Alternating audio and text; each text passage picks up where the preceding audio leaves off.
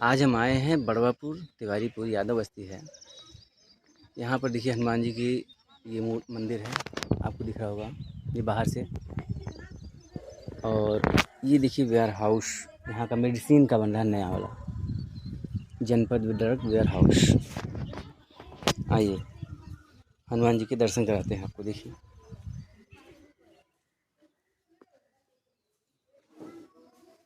ये देखिए हनुमान जी। आइए यहाँ पे स्वामी परमहंस अग्रंथ महाराज जी की फ़ोटो भी लगी हुई है। और यहाँ पर ये जो है यहाँ पे वाद्य यंत्र के लिए सामान रखे गए हैं। ये देखिए। आइए एक बार फिर से स्वागत करते हैं वैद्यराज डॉक्टर कुमदेश पाठक जी का। नमस्कार दोस्तों, मैं आयुर्वेदाचार्य डॉक्टर कुमदेश पाठक। हाँ वैद्य जी, आपसे जो है हमारे व्यूवर कुछ जानना चाहते हैं, जिसको हम लिख करके ले आए हैं कि क्या आयुर्वेद सभी पैथी, जहाँ पर सभी पैथियाँ फेल हो जाती हैं, क्या आयुर्वेद वहाँ पे सफल होता है? जी हाँ, हर मर्ज में तो नहीं, लेकिन कहीं कहीं ऐसा चमत्कार आयुर्वेद से होता है कि जहाँ पे सारे पैथियाँ फेल हो जाती हैं वहाँ पर आयुर्वेद काम कर जाता है। जैसे एक उदाहरण आपको दूं तो एक बीमारी होती है रक्त पित्त। उस रक्त पित्त में हर पैथी के डॉक्टर कंफ्यूज हो जाते हैं, यहाँ तक कि आयुर्वेद के डॉक्टर भी कंफ्यूज हो जाते हैं। उसमें क्या है कि हारिद्रवर्णम रुधिरम च मूत्रम बिना प्रमेहस्य ही पूर्वरूपै यो मूत्रेत्तम न वदेत् प्रमेहम रक्तस्य पित्तस्य ही सह प्रकोपै। अर्थात इसका अर्थ जान लीजिए, इसमें ये कह रहा है कि जिसका मूत्र हरित वर्ण का हो तथा उसमें रक्त मिला हुआ हो, रक्त वर्ण का मूत्र आता हो, और तो ऐसे मर्ज को आप प्रमेह यानी डायबिटीज न समझें, क्योंकि इसमें प्रमेह का पूर्व रूप नहीं है। प्रमेह का पूर्व रूप होता है पॉलीफाइकिया यानी ज़्यादा भूख लगना, पॉलीयूरिया यानी बार बार पेशाब होना, एंड पॉलीडिप्सिया यानी बहुत जो है प्यास लगना। ये तो तीनों बात इसमें नहीं है, इसलिए ये प्रमेह भी नहीं है और जो है रक्त में भी नहीं है। अब आयुर्वेद में प्रमेह 20 प्रकार का है, और जगह तो प्रमेह डायबिटीज 2 ही प्रकार है, insulin dependent, non insulin dependent, माने टाइप 1 टाइप 2, एलोपैथ का यह है कहानी।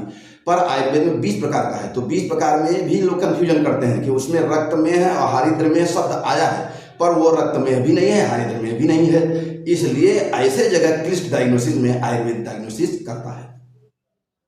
क्या आयुर्वेद देवताओं की पैथी है? जी हाँ, ये देवताओं की पैथी है, क्योंकि देवताओं के जो वैद्य हैं उन्हें देवानाम भेषज कहा जाता है। वो अश्वनी कुमारों से संबोधित होता है, क्योंकि अश्वनी कुमार जुड़वा भाई हैं, इसलिए अश्वनी कुमार नहीं अश्वनी कुमारों से संबोधित किया गया है।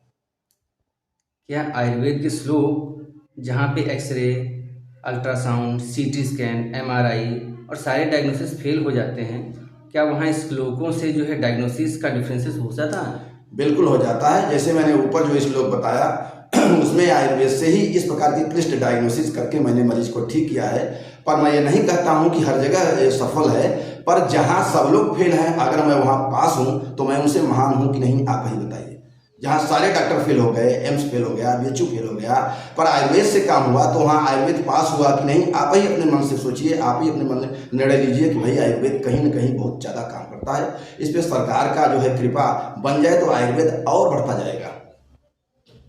अच्छा ये बताइए वैद्य जी, आपके पास जो मरीज आते हैं तो क्या आप श्लोकों को जो उनके सामने पढ़ते हैं या अपने मन में पढ़ते हैं? जी हाँ, मैं मरीजों से मरीज का कंप्लेन पूछता हूँ, उनसे हिस्ट्री लेता हूँ और अपने मन में इस श्लोक पढ़ के डायग्नोसिस बनाता रहता हूँ। तो दोनों तरफ से डायग्नोसिस बनाने से हम डायग्नोसिस अच्छी प्रकार से कर पाते हैं और हम मरीजों को अच्छी तरह से ठीक भी कर ले जाते हैं।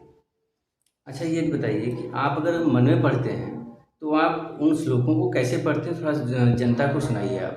जैसे मैंने ऊपर आपको उदाहरण दिया हरिद्रवर्णम वाला, वही श्लोक अपने मन में मैं जिस प्रकार से पढ़ता हूँ और बड़ा मंत्रमुग्ध होकर पढ़ता हूँ, डायग्नोसिस भी क्लियर हो जाता है और भगवान की कृपा भी बन जाती है, क्योंकि मन और आत्मा में भगवान है और आपने उनको स्मरण करके जो है डायग्नोसिस किया है तो आपका भगवान भी वहाँ मदद कर देते हैं। मैं उस श्लोक को कैसे पढ़ता हूँ, आप ध्यान से सुनिए। हारिद्रवर्णम रुधिरम च मूत्रम बिना प्रमेहस्य ही पूर्वरूपै यो मूत्रयेत्तम न वदेत् प्रमेहम रक्तस्य पित्तस्य ही स प्रकोपै। धन्यवाद। मैं आयुर्वेदाचार्य डॉक्टर कुमदेश पाठक।